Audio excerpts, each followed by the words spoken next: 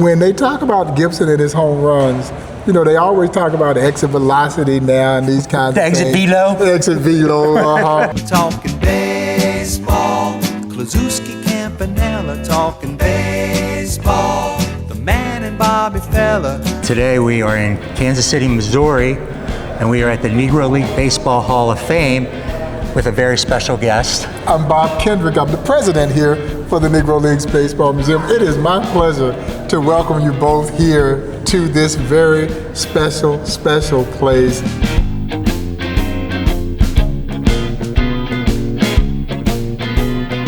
Oh my God, it's the best. Hall of Fame lockers. Every time a Negro Leaguer is inducted into the National Baseball Hall of Fame, we unveil a new locker. Tell us about the origin of this. How'd you get involved? Well, I got involved with the Negro Leagues Baseball Museum way back in 1993 as a volunteer.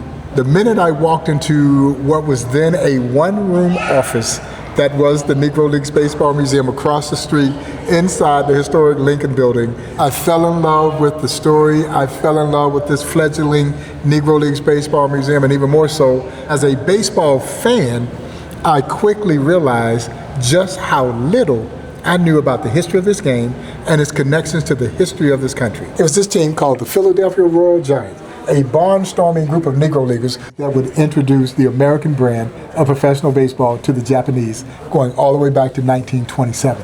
That is 7 years before Babe Ruth and his All-Americans would go to Japan. Can you talk about the impact that the Negro Leagues have had on not only the game of baseball, but society as well? I think it's that latter statement that you just mentioned that surprises people who come here. Negro Leagues Baseball brought the two races together. You see, during that era, if black fans were allowed in to watch a Major League game, this is oftentimes how we were separated. So black fans would sit either down the left or right field lines. We'd be separated from white fans who sat in the rest of the ballpark with a chicken wire barrier. At Negro League games, more times than not, we sat side by side watching what many would say the best baseball being played in this country. You see, that's the irony of this great story. Here's a league born out of segregation that would become the driving force for social change in this country. People now come here expecting to meet some pretty good ball players. Man, you're gonna meet some of the greatest athletes to ever put on a baseball uniform. Mr. Brewer, they had no idea how great a player he had been because he didn't talk about himself. By the time that our guests walk away from this experience, they walk away with a deeper, richer appreciation for just how great this country really is. The story of the Negro Leagues could have only happened in America. So yes, it is anchored against the ugliness of American segregation, a horrible chapter in this country's history. See, this predates Brown versus the Board of Education.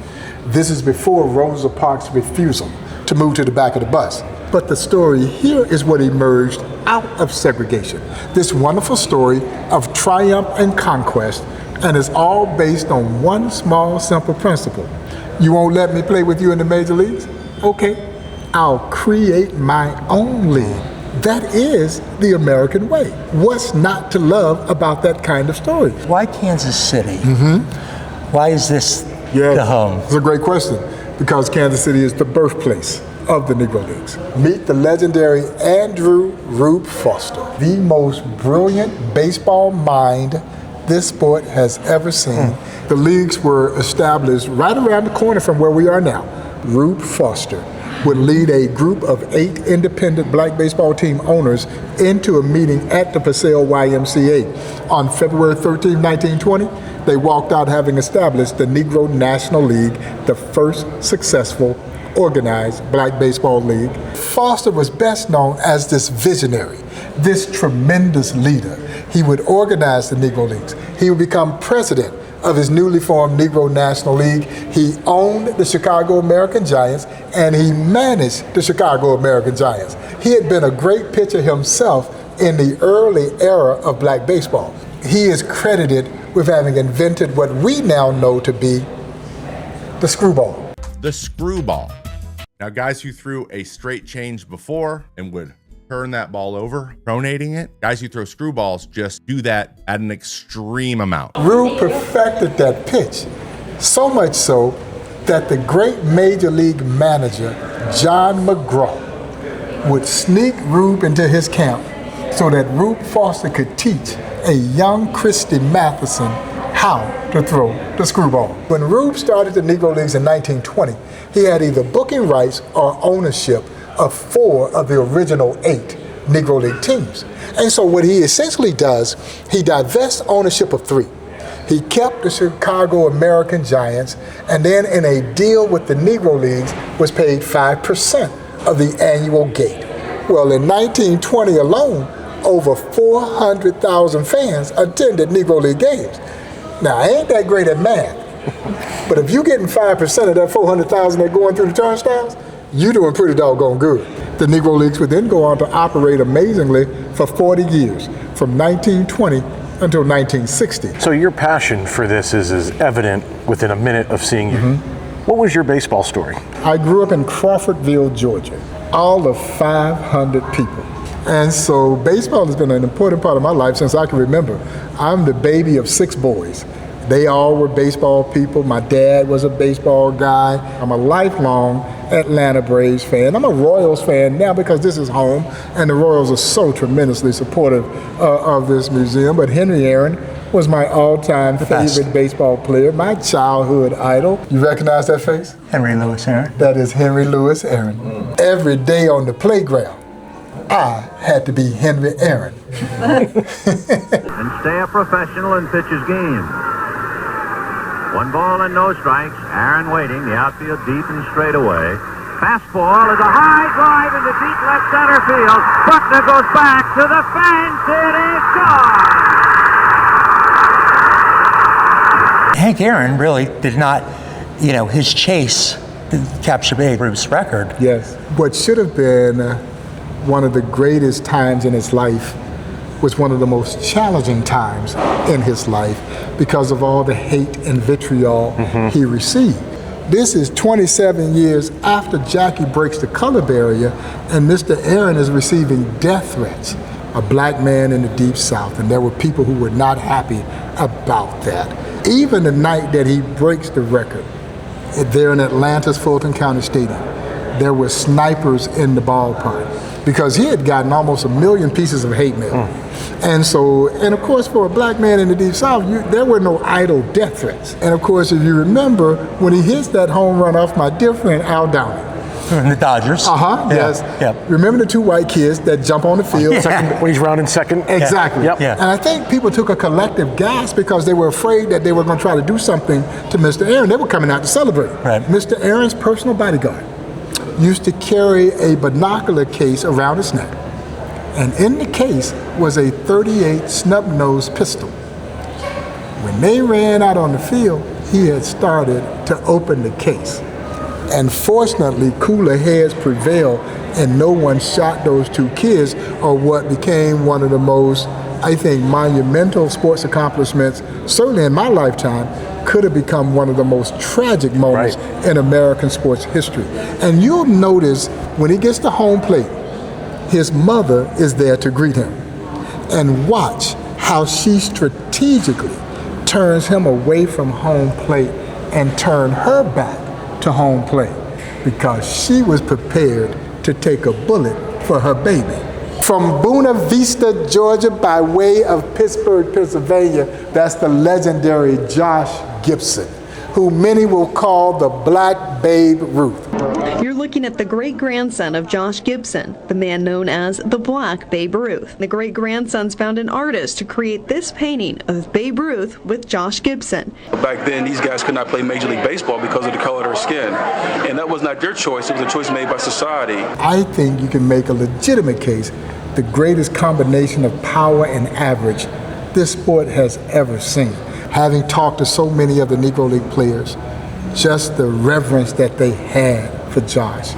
And as Buck O'Neill would describe him, he was a jolly giant of a man. He is still believed to be the only man to ever hit a ball completely out of old Yankee Stadium. But he wasn't just a great power hitter.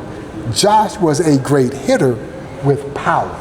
And now that the stats of the Negro Leagues have been officially entered into the record books of Major League Baseball, that's your all-time career batting average leader, 372.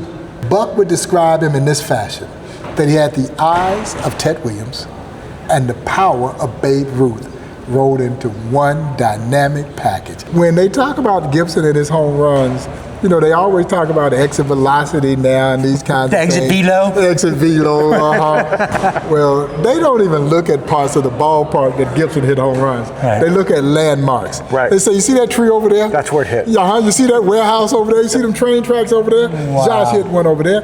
The power was almost mythical-like, but it was real. I've noticed now that you have old Negro League teams that are now back playing today as independent leagues. You have the Clowns that joined the Savannah Bananas League. You have the Monarchs, which here in Kansas City, right. Absolutely. What's that like, seeing those teams being repurposed today? Yeah, it brings those legendary clubs back to life. You know, I think the challenge for any museum, but particularly a history museum, and even more so a cultural institution like the Negro Leagues Baseball Museum, is how do you make history relevant?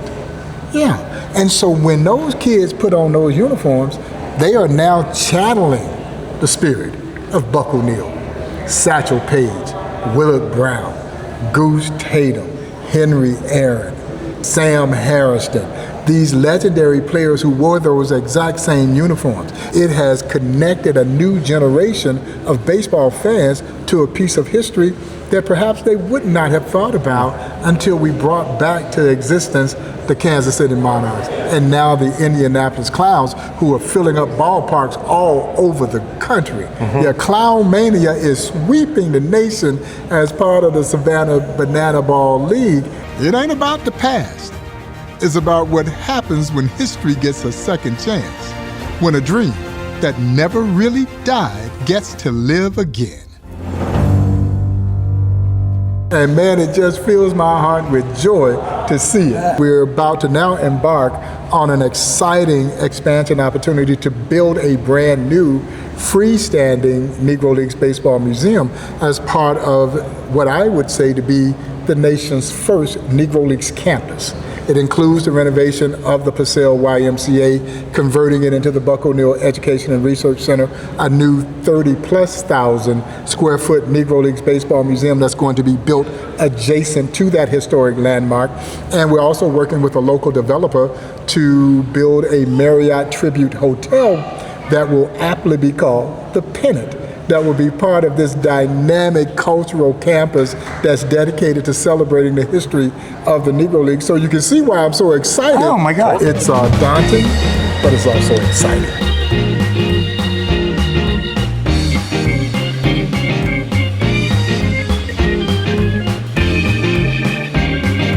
Thank you both for being here. Bob, thank you so much. Thank you very much. Appreciate it. Thank you. Thank you. My pleasure. Okay.